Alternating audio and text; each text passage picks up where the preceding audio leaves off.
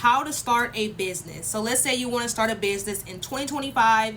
So the easiest way to do this is to first, you could get a notebook, you can get write it on the computer, but first thing you're going to want to do is you're going to want to ask yourself, what are your strengths? What are the things you're good at? What are the things you like to do? What are the things that other people feel like you're good at? What do other people come to you for?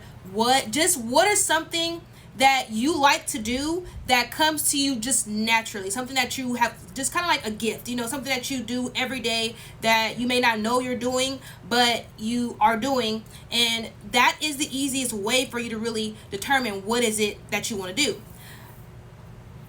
Now that you know what you want to do, you want to check what is the potential of what kind of money can you make, or what's the profitability potential of that thing. So let's say you have an idea of something, you want to now go on Google and look at the research of the thing you want to do.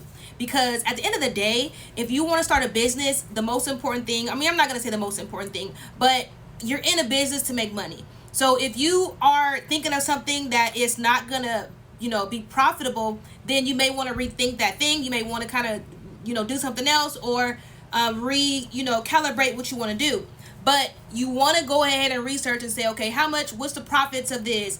How much does it cost to start this business? What are the tools I'm going to need to be successful in this business? How am I going to be successful in this business? You want to do your research also on your competitors. Who is also in this business that I'm starting? What are the some things that they're good at? What are some things that they are not good at?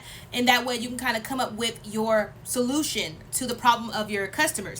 So the next thing you want to do is you want to consider your lifestyle, because certain businesses are, for the most part, when you start a business, you're going to be working a lot.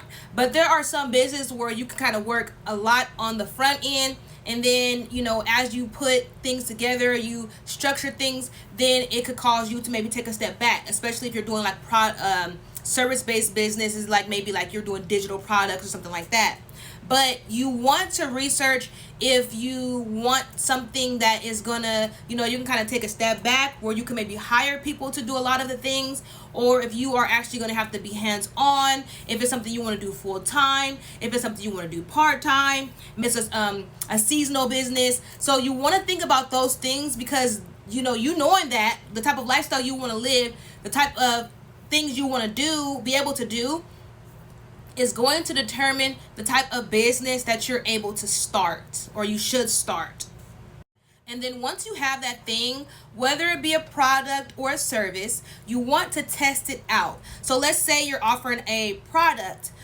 You maybe want to give free samples out to that product and let people test it to see if it's something that they would buy.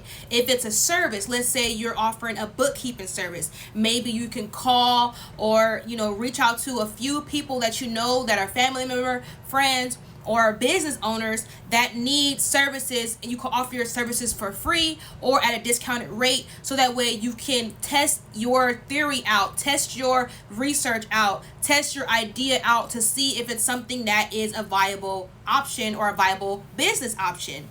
Once you do all that and you have tested it out and everything looks good, just because you tested it out and it may not be perfect, that's okay. You could tailor it as you go along. But once you've tested that thing out and you have like an idea, okay, I think I can start, then we can go to the next step.